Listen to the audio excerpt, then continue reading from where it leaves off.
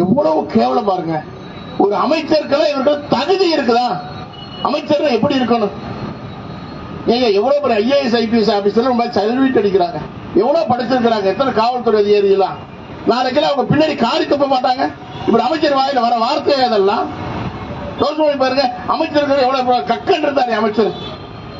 காமராஜர் இருந்தாரு முதலமைச்சர், எம்ஜிஆர் இருந்தாரு அமைச்சர் முதலமைச்சரா. இப்படி இல்லாம பேசினாங்க.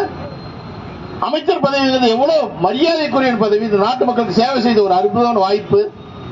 அமைச்சர் போய் இப்படி அசிங்கமா சாக்கடை மாதிரி பேசிருக்கிறேன். அமைச்சர் போய் விபச்சார வீட்டு போறத பேசுவாங்களா? திருப்பி உங்க வீட்டுல பொருட்கள் கேட்க மாட்டாங்களா? உங்க வீட்டுல உங்க வீடியோல பார்க்க மாட்டாங்களா? சைவ வைணவத்தை இப்படி எல்லாம் பேசணும்னு சொன்னா நான் சொல்ல முடியல. இப்போ அவ்வளவு அசிங்கமா பேசிக்கிறாரு. இதுக்கெல்லாம் என்ன காரணம்? இந்த திமுக வந்த வழி. என்னென்ன ஆபாசமா பேசுறாங்க, அவ்வளவு பேசுறாங்க. திமுக ஆரம்ப கட்டத்தில் திமுக கூட்டங்கள் எல்லாம் இப்படிதான் பேசினாங்க. எவ்வளவு எவ்வளவு அவ்வளவு கேவலம் பேசினாங்களோ அதனுடைய தொடர்ச்சி தான் இன்னைக்கு பேசிட்டு இருக்காங்க. அன்னைக்கெல்லாம் கேட்க ஆள் இல்லையா? இன்னைக்கு அப்படி இல்லை. சேலத்துல ராமர் சிலைக்கு ராமர் படத்துக்கு செருப்பு மாலை போட்டு போனாங்க. அன்னைக்கு ஒருத்தருமே கேட்கல, ஒரே ஒருத்தர் கேஸ் போட்டார். இன்னைக்கு போட பார்க்கலாம். அன்னைக்கு நடு ரோட்ல விநாயகர் உடைச்சீங்க, அன்னைக்கு கேட்கல. இந்து மொழி இல்ல 70 80க்கு பிறகு இன்னைக்கு விநாயகர் உடைச்சு பாருங்க. இன்னைக்கு தமிழ்நாட்டில் மட்டும் இந்து மொழி 2 லட்சம் இடங்களை விநாயகர் சேர்த்து வைக்கிற நாம வச்சுக்கோங்க. எங்கேயாச்சும் விநாயகர் உடைக்க முடியுமா? அந்த காலத்து போய் பேசுறாங்க, திராவிட வழி வந்தவர்கள், ஈவேரா வழி வந்தவர்கள் அப்படிதான் பேசுவாங்க. இதை உங்க ஈவேரா சொல்லி கொடுத்திருக்க அசிங்கமா பேச சொல்லி உங்க திராவிட வழி இதுதானா? அல்ல அந்த காலத்துல பேச இப்ப பேச ஒத்துக்கோங்களா? யாராச்சு யோசனை பண்ணி பாருங்க. விடுவோமா? விடவே மாட்டேன் கண்டிப்பா.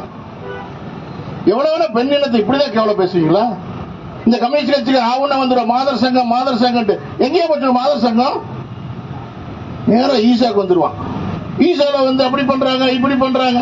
ஏன் இவருக்கு வெளிநாட்டுல இருந்து பண்ண வருது? ஈசா வந்தா கெடுதல்.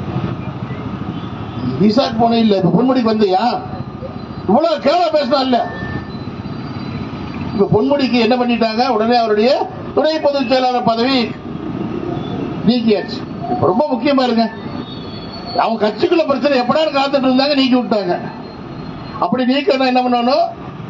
ஸ்டாலின் அவர்கள் அவருடைய அமைச்சர் பதவி நீக்கி இருக்கணும். அவர் மேல எஃப்ஐஆர் போடுங்க. நாங்க புகார் கொடுக்கறோம்ல, எத்தனை ஸ்டேஷன்ல புகார் கொடுத்திருக்கிறோம்? விசாரிக்கிட்ட நீதிமன்றம், நீதிமன்றத்துக்கு பதில் சொல்லுங்க. ஏன் புகார் கொடுத்த என்ன சொல்ற சட்டம்? சாதாரண மக்கள் புகார் கொடுத்த முதல் தகவல் அறிக்கை பதிவு பண்ணுங்க, விசாரணை பண்ணுங்க, உண்மையா இல்லையான்னு சொல்லிட்டு அப்புறம் சார்ஜ் ஷீட் பண்ணுங்க. ஏங்க புகார் எஃப்ஐஆர் போட மாட்டேங்கிறீங்க? அமைச்சரா? அமைச்சருக்கு பயமா? இன்னும் 1 வருஷம் தான் இருக்கு அமைச்சர், அப்புறம் அமைச்சரே கிடையாது. அப்புறம் போடல தீகாரத்தில் தான் போகணும். அத்தனை பேரும் ஊழல் கேஸ், ஏகப்பட்ட கேஸ் இருக்கு எல்லாத்து மேலே. சட்டத்தில் சொத்து குவிப்பு வழக்கு கேஸ். ஆனா என்ன பேசுறாங்க? இப்படி எல்லாம் பேசினா இந்துக்கள் ஓட்டு போட்டுருவாங்க. இந்த கட்சியில் ஒரு ஆள் இருக்கிறாங்க, சிவாஜி கிருஷ்ணமூர்த்தி இல்லையா? அதானே அந்த இதே வேலை. இந்த சிவாஜி கிருஷ்ணமூர்த்தி என்ன பண்ணுவாருன்னா எல்லாத்தையும் கண்டபடி பேசிடுவான். அவனுக்கு பழகினதே முழுக்க தமிழ் எப்படி பேசுவான்னா அந்த கலர் பச்சை சகப்பு இந்த கலரா பேசுறவன். இவன் பேசின உடனே பரபரப்பான அவனை கட்சி விட்டு நீக்கிடுவாங்க. அப்புறம் 6 மாசம் கழிச்சு சேர்த்திடுவாங்க. திமுக அப்படி எல்லாம் ஆளுக்கு ரசிப்பாங்க. இந்த தீபொலி ஆர்வம் ஒருத்தர் பேசிட்டு இருப்பார், இந்த மாதிரி பேசிட்டு இருப்பார். அப்படி சேர்த்து சிவாஜி கிருஷ்ணமூர்த்தி சேர்த்திட்டு இருந்தான். கடைசி என்னாச்சு? அந்த வழக்கம் போல நல்லா பேசுறேன்னு சொல்லி முஸ்லீம் பத்தி பேசிட்டான். அதை நல்லா கைதட்டி வருது. முஸ்லீம் பத்தி பேசின உடனே இனிமேல் கட்சியில சேர்க்கக்கூடாதுன்னு முடிவு நீக்கிட்டாங்க. என்ன பாருங்களேன், இப்ப சிவாஜி கிருஷ்ணமூர்த்தி முஸ்லீம் பத்தி பேசினார்ல, நீக்கினீங்கல்ல, பொன்முடி நீக்க கட்சியில இருந்து ஏன் நீக்க மாட்டேங்கிறீங்க? ஏன்னா பொன்முடி தன்னுடைய சமுதாய ஓட்டை வச்சிருக்கிறாரு. அவருக்கு ஒரு பெரிய வலுவான ஸ்ட்ராங்கா ஒரு இடம் இருக்குது. அதனால கட்சிக்கு ரொம்ப முக்கியமான ஆளு. இன்னொரு கற்பனை பாருங்க, இவங்களுக்கெல்லாம் பொன்முடி மேல வழக்கு போட மாட்டேங்கிறாங்க. ஆனா கண்டிப்பா இந்து முன்னணி வழக்கு போடும். இன்னைக்கு இந்து அன்னையர் முன்னணி சார்பா தமிழ்நாடு முழுக்க போராட்டம் நடந்துகிட்டு இருக்குது. பெண்கள் ரோட்டுக்கு வந்தாச்சு. அந்த காலம் கிடையாது. இன்னைக்கு பெண்கள் ரோட்டுக்கு வந்து பேச ஆரம்பிச்சாச்சு. நீ ஓட்டு கேட்க வந்தீங்கன்னா கண்டிப்பா ரோட்ல கேள்வி கேட்போம். ஏன் பேசுறீங்க கேள்வி கேட்போம். நீ மற்ற மதத்தை பத்தி பேசுறத பத்தி எங்களுக்கு கவலை இல்லை. எங்க மதத்தை பத்தி ஏன் பேசுற?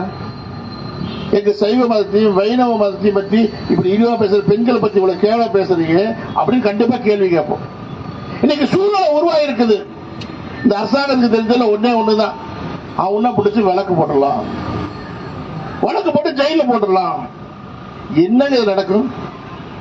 இத்தனாயிரம் கோடி மக்கள் இருக்கிறோம், இன்னைக்கு நூற்றுக்கணக்கான மக்கள் இருக்கிறாங்க, ஆயிரக்கணக்கான மக்கள், எவ்வளவு பேர் ஜெயில போடுவீங்க? எங்க கருணாநிதியோட நீங்க பண்ணிட்டு போறீங்க. கருணாநிதி 1983 91 2 வருஷ காலம் இந்து மேல பல வழக்கு போட்டாரு. பயந்து போயிட்டாங்களா? இந்திரா காந்தி அம்மா விசா சட்டத்தையே கொண்டு வந்தாங்க, அதவே எதிர்கொண்டு வந்த அமைப்புங்க RSS, அதுல இருந்து வந்தவங்க நாங்கெல்லாம். இப்படிலாம் மிரட்டலாமா? முதல்ல உங்களால சரி பண்ணுங்க. காவல்துறையில் இருக்கிற அதிகாரிகளை தயவு செய்து நேர்மையா இருங்க. புகார் கொடுத்தா நீங்க எஃப்ஐஆர் போடுங்க. ஆனதாய் போச்சு, உங்களுக்கு டிரான்ஸ்பர் பண்ணுவாங்க, ஃபண்ட் போகுது.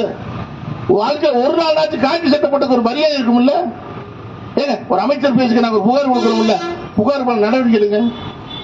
இப்ப என்ன பண்ணுவாங்க, நான் பேசினது ஏதாச்சும் ஓட்டை கிடக்குதான்னு விடிய விடிய உட்காந்து செல்லுல போட்டு பார்த்து, கம்ப்யூட்டர்ல போட்டு பார்த்து, இந்த ஆள் மேலே பேர் போடலாமா?